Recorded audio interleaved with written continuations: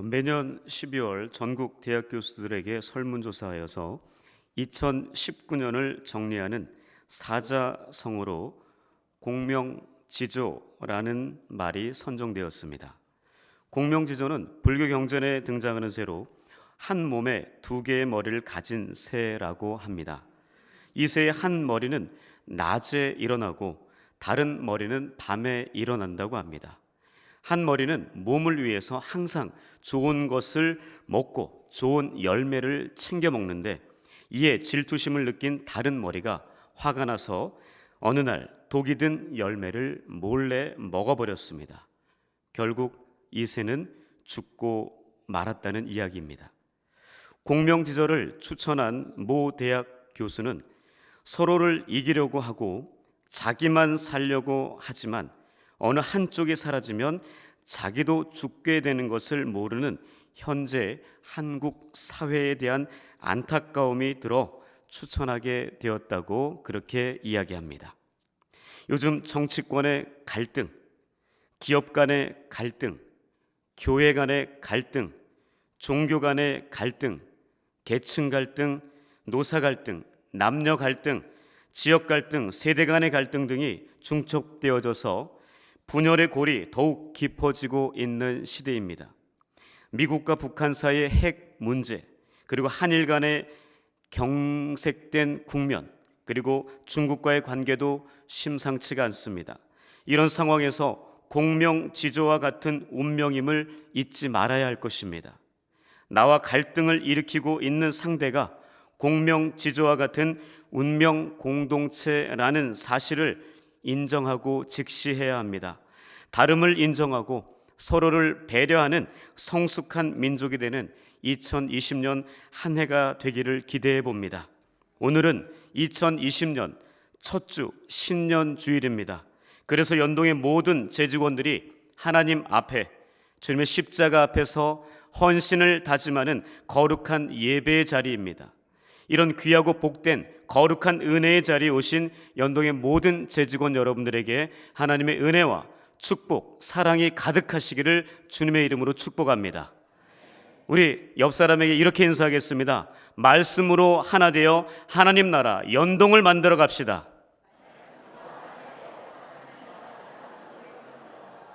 아멘. 오늘 본문은 이스라엘 출애굽의 지도자 모세가 하나님께 부르심을 받고 사명을 받는 부분입니다. 그는 이스라엘 백성들이 애굽의 노예로 살면서 견디기 힘든 고통과 아픔의 시기에 하나님의 부르심을 받고 이스라엘의 지도자로 세워져 그렇게 하나님을 위해서 희생하며 헌신하며 애굽의 압제와 고된 노동으로 고난받던 이스라엘 백성들을 구원해내는 하나님의 도구로 사용됩니다. 하나님께서 모세를 부르신 이유와 목적은 분명했습니다. 본문 7절과 9절은 이렇게 기록하고 있습니다. 여호와께서 이르시되 내가 애굽에 있는 내 백성의 고통을 분명히 보고 그들이 그들의 감독자로 말미암아 부르짖음을 듣고 그 근심을 알고 라고 기록하고 있고, 9절에서는 이제 가라, 이스라엘 자손의 부르짖음이 내게 달하고 애굽 사람이 그들을 괴롭히는 학대도 내가 보았으니 라고 말합니다. 이것이 모세를 부르신 이유, 그리고 원인이 된 것입니다. 어쩌면 이스라엘 백 사람들이 애굽의 노예로 있으면서 그곳 생활이 만족되고 행복했다면 아마도 그들은 계속 애굽 사람들의 노예로 있었을 것입니다. 그리고 하나님께 울부짖으며 간구하지도 않았을 것입니다. 그러나 애굽 사람들의 학대와 고된 노동은 그들의 몸과 마음을 괴롭게 했습니다. 그로 인해 그들은 하나님을 찾게 되었습니다. 요즘 여기저기에서 들려오는 소리의 대부분이 탄식의 소리입니다. 요즘 너무 힘들다. 살기가 왜 이렇게 괴롭냐? 견디기가 정말 고통스럽다. 왜 이렇게 장사가 안 되는지. 나는 일을 하고 싶은데 왜 자리가 없는 거지? 내일은 무엇을 하지? 내일은 무엇을 먹고 살아야 하나? 열심히 뛰고 있는데 다람쥐 쳇바퀴 돌듯 제자리인 것 같아 마음이 어렵다. 장사가 되어도 이상하게 남는 것이 없다. 경제적으로 너무 힘들다. 이런 탄식의 소리들이 많습니다. 지난해 12월 마지막 주간 우리 교단 신문인 기독공부에 이런 기사가 났습니다. 사역지 못 구한 무임 목사들, 공장 일용직, 택시 운전 내몰려 라는 헤드라인의 글이었습니다. 그 내용이 이것이었습니다. A 목사는 이불 공장에서 아침 9시부터 저녁 6시까지 쉬지 않고 선물용 베개와 이불을 포장하는 일을 한다고 말합니다. 또한 B 목사는 대학생 자녀와 생계 때문에 택시 운전을 한다고 이야기합니다. 또한 제가 아는 목사님은 밤과 새벽 시간에 대리 운전을 합니다. 2018년 통계로 보면 우리 교단 목사 2만 506명 중 무임 목사는 1694명으로 전체 8.3%나 된다고 합니다. 2001년 622명과 비교해 볼 때 약 3배 정도 증가한 수치라고 말합니다. 무임 목사님들이 사역지가 없어 사회적 약자로 내몰리고 있는 상황 속에서 그분들은 하루빨리 목회할 날을 기다리며 간절하게 고통 가운데서 기도하고 있다고 합니다. 그리고 지난 주간 갑자기 암 선고를 받고 밥도 제대로 먹지 못하고 잠도 제대로 이루지 못하는 성도님의 이야기를 듣고 제 마음이 너무 괴로웠습니다. 그래서 하나님께 탄식하며 울부짖었습니다. 하나님, 왜 이런 아픔을 주십니까? 왜 이런 시련과 고통을 주십니까? 지금은 아니지 않습니까? 아직 해야 할 일이 많은데 대체 왜 이러십니까? 그리고 하나님께서 만드셨으니 창조의 모습, 온전한 모습, 모든 질병과 아픔이 없는 순전하고 깨끗한 모습으로 재창조해달라고 간절하게 기도했습니다. 하나님께서 반드시 고쳐주시고 모든 질병에서 출애굽하는 역사가 일어날 줄 믿습니다. 이렇듯 우리가 사는 세상이 그리 녹록지 않은 것 같습니다. 아니, 매우 힘듭니다. 이럴 때 우리도 이스라엘 백성들처럼 하나님께 매달려야겠습니다. 하나님께 소리를 질러야겠습니다. 간절하게 부르짖어야겠습니다. 그러나 그 이유는 명확합니다. 하나님은 우리의 고통을 외면하지 않기 때문인 줄 믿습니다. 우리가 부르짖는 소리를 반드시 듣고 계시기 때문인 줄 믿습니다. 출애굽기 2장 마지막 부분에 보면 이렇게 기록하고 있습니다.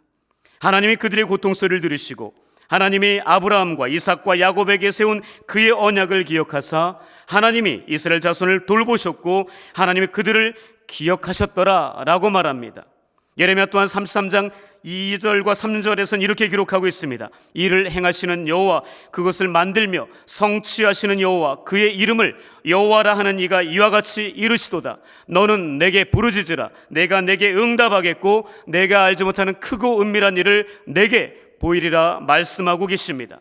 또 이사야를 통해서도 이렇게 분명히 약속하십니다. 내가 부를 때에는 나 여호와가 응답하겠고 내가 부르짖을 때에는 내가 여기 있다 하리라 말씀하셨습니다. 신약성경 산상수훈에서도 예수님께서 우리에게 이렇게 말씀하십니다. 구하라, 그리하면 너에게 주실 것이요, 찾으라, 그리하면 찾아낼 것이요, 문을 두드리라, 그러면 너희에게 열릴 것이니 구하는 이마다 받을 것이요, 찾는 이는 찾아낼 것이요, 두드리는 이에게는 열릴 것이니라 분명히 말씀하셨습니다. 2020년 경자년 새해가 밝아 첫 주일이 시작되었습니다. 우리가 하나님 앞에 간절함으로 구하고 찾고 문을 두드린다면 그로 말미암아 하나님의 선한 응답을 받게 되는 저와 여러분들이 될 줄 믿습니다. 오늘 본문 10절은 모세를 부르신 목적에 대해서 기록하고 있습니다. 이제 내가 너를 바로에게 보내어 너에게 내 백성 이스라엘 자손을 애굽에서 인도하여 내게 하리라 분명히 말씀합니다. 바로 하나님께서 모세를 부르신 이유는 이스라엘 백성과 그 백성들의 학대와 고난의 부르짖음 때문이었고, 그를 부르신 목적은 그 문제를 해결하기 위함이었습니다. 이것이 모세의 사명이었습니다. 우리 각자에게는 하나님께서 부르신 이유와 목적, 사명이 있습니다.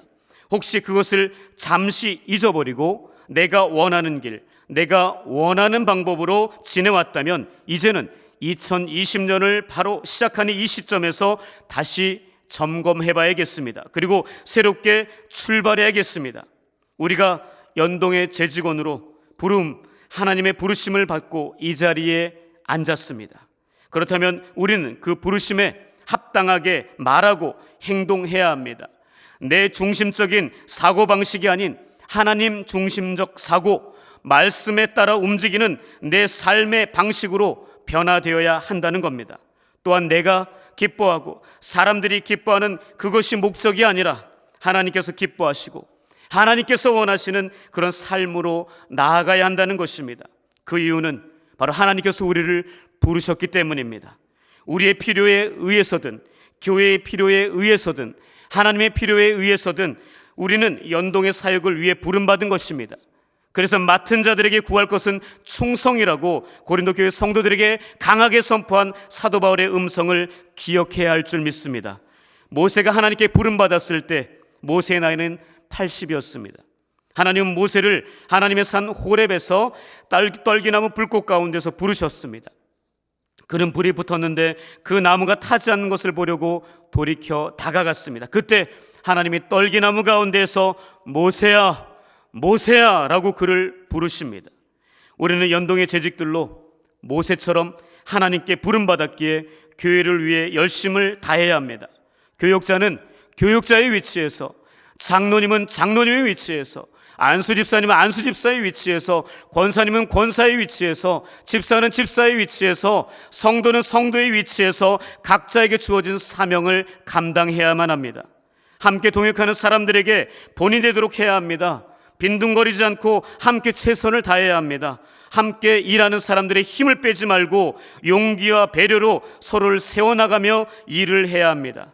그리고 무조건 일만 하려고 하지 말고 그 일을 하면서 혹시 나 때문에 상처받고 무시당하고 소외받는 그런 고통받는 이들은 없는지 세밀하게 돌아보아야 할 것입니다.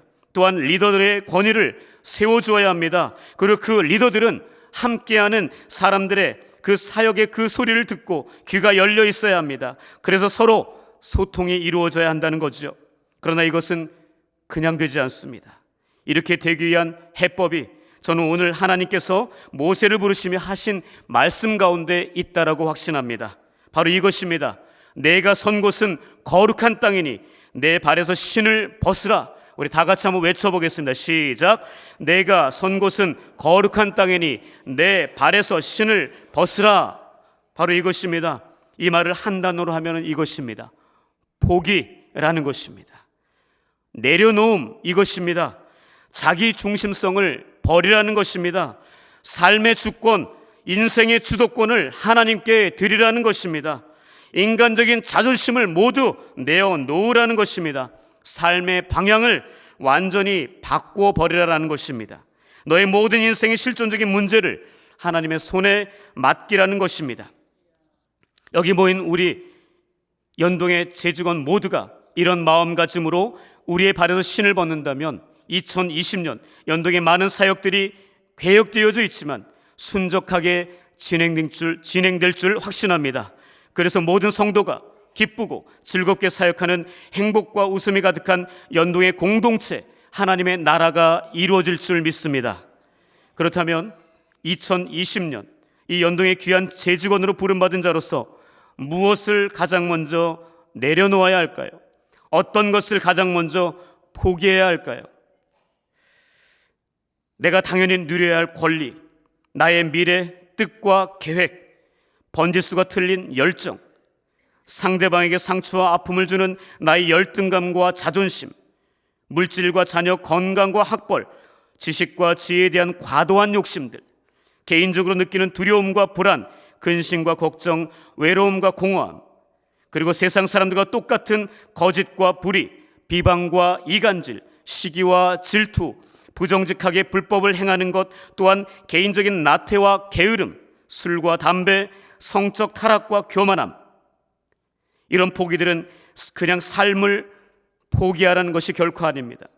이유와 목적이 분명해야 합니다. 바로 우리가 포기하는 이유는 하나님께서 주신 일들을 행하기 위함입니다. 주님께서 주신 사명을 감당하기 위함입니다. 2020년 연동의 재직원으로서 맡겨진 사명을 감당하기 위함이라는 사실을 기억해야 할 것입니다. 모세는 하나님께서 내 백성 이스라엘을 애굽에서 인도하여 내리라는 사명을 받았지만 11절에서 거절의 반문을 합니다. 내가 누구이기에 바로에게 가며 이스라엘 자손을 애굽에서 인도하여 내리까? 바로 자신은 이 일을 할 수 없다는 그런 반응입니다.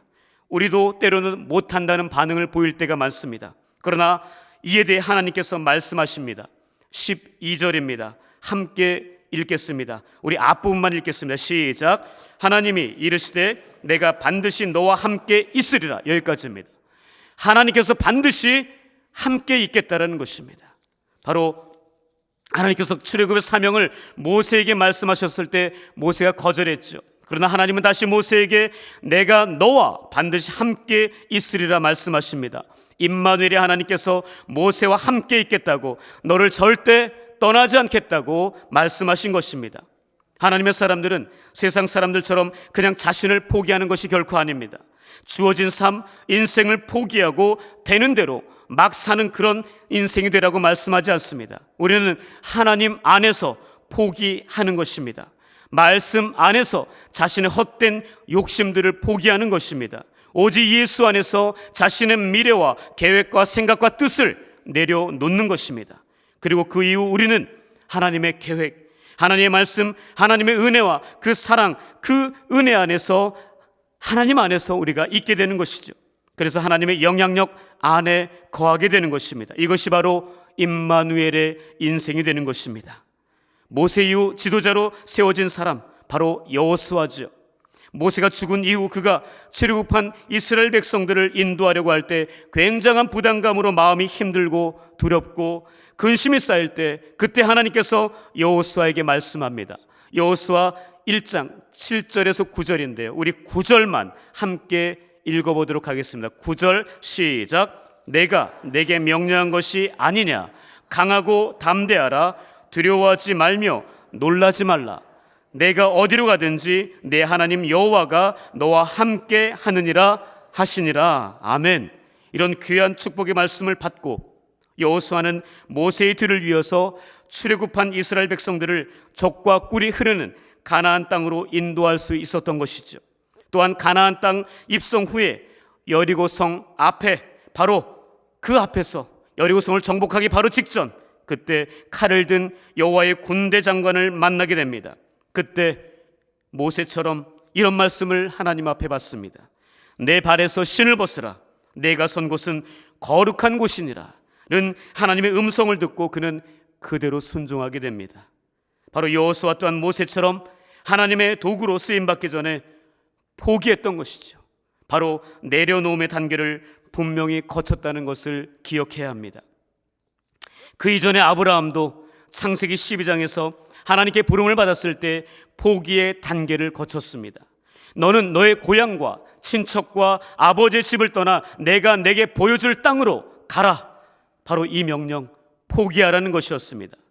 바로 이 너가 가지고 있는 모든 것을 다 내려놓고 나만을 따라오라는 것이었습니다.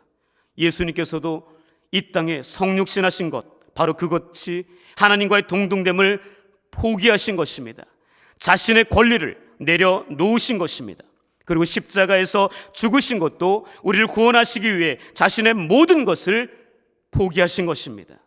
예수님의 제자들 가운데 베드로와 안드레, 그리고 세베대의 아들 야고보와 요한, 그를 부르실 때 바로 나를 따라오라, 내가 너희를 사람을 낚는 어부가 되게 하리라 라는 이런 귀한 주님의 음성을 들었을 때 그들의 반응이 이것이었습니다. 그들이 곧 그물을 버려두고 예수를 따르니라. 그들이 곧 배와 아버지를 버려두고 예수를 따르니라. 바로 이런 결단이었습니다. 예수님의 제자들이 예수님을 만나 그분의 부르심을 받고 가장 먼저 행한 것은 자신들의 생명처럼 여기던 것들을 포기하고 내려놓았다는 것입니다. 주님께서 제자들에게 이런 엄청난 말씀을 하셨습니다. 누구든지 나를 따라오려거든 자기를 부인하고 날마다 자기 십자가를 지고 나를 따를 것이니라. 이렇게 곳곳에서 말씀하셨습니다. 모든 것을 포기하라는 것이었습니다. 또한 주님께서 말씀하신 미랄의 삶도 바로 자기 자신을 포기하라는 그것이었습니다. 내가 진실로 너희에게 이르노니 한 알의 밀이 땅에 떨어져 죽지 아니하면 한 알 그대로 있고 죽으면 많은 열매를 맺느니라. 죽고 포기하고 내려놓을 때 이 모든 것들이 가능하다는 것을 말씀하고 있습니다. 바로 주님 안에서 자신의 권리를 포기하라는 것입니다. 오롯이 말씀 안에서 자신의 계획과 뜻과 모든 욕심을 내려놓으라는 것입니다. 오직 하나님의 은혜와 그 사랑 안에서 자기 자신의 자존심과 열등감, 근심, 걱정, 모든 두려움들을 내어 맡겨드리라는 것이죠. 집에 있는 제 책상에 항상 놓여진 잔이 있습니다. 술잔 아닙니다. 계영배라는 잔입니다. 아시겠지만 이 잔은 넘침을 경계하는 잔입니다. 가득 참을 경계하라는 잔입니다. 이 잔에 7할 이상의 물을 부으게 되면 모두 밑으로 흘러버립니다. 항상 저는 실험을 합니다. 오늘 아침에도 출근하기 전에 한번 해보고 왔어요. 그랬더니 7할이 넘으니까 여지없이 그 밑으로 모든 물이 빠지는 것을 보게 되었습니다. 바로 넘침을 경계하라는 것이었습니다. 과욕을 부르지 말라는 것이죠. 포기하라는 것입니다. 내려놓으라는 것입니다. 우리가 2020년 한 해 동안 어떻게 하면 주님을 기쁘시게 할 것인가를 고민하고 생각할 때 그 시작, 그 출발은 자신을 포기하고 내려놓는 것입니다. 모세와 여호수아처럼 거룩한 하나님 앞에서 자신의 신을 벗고 예수님을 닮아가는 것, 바로 그것입니다.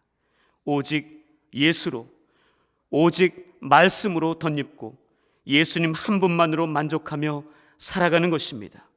주님만을 내 인생의 주인, 인도자로 삼고 함께하는 성도님들과 또 그분의 말씀을 들으며 그 들은 대로 순종하며 따라 살아가는 것이죠.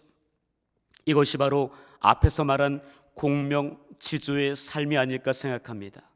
함께 사는 것, 상생하는 것입니다. 나와 너, 우리가 함께하는 운명 공동체임을 잊지 말고 자신을 더 포기하고 다른 사람을 세워가는 것입니다. 이것이 바로 모세와 여호수아가 하나님 앞에서 신을 벗은 그런 것처럼 예수님께서 이 땅에 오신 것처럼 그렇게 사는 것입니다. 2020년 연동의 재직원들로 부름받은 사랑하는 성도 여러분, 다시 한번 하나님의 말씀을 기억하십시오. 그리고 함께 외치십시다. 내가 선 곳은 거룩한 땅이니 내 발에서 신을 벗으라. 같이 함께 외치겠습니다. 내가 선 곳은 거룩한 땅이니 내 발에서 신을 벗으라. 다시 한번 외치겠습니다.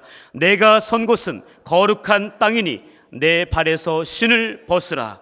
기도하겠습니다. 살아계신 아버지 하나님, 2020년 연동의 재직원으로 부름받은 우리 모두가 모세처럼 예수님처럼 자신의 신을 거룩하신 하나님께 벗어놓고 말씀 앞에 우리의 모든 것을 포기하고 하나님의 나라와 교회의 영광을 위해 그렇게 살아가는 모든 연동의 재직원들이 되게 하여 주시옵소서. 감사드리며 살아계신 예수님의 이름으로 기도합니다. 아멘.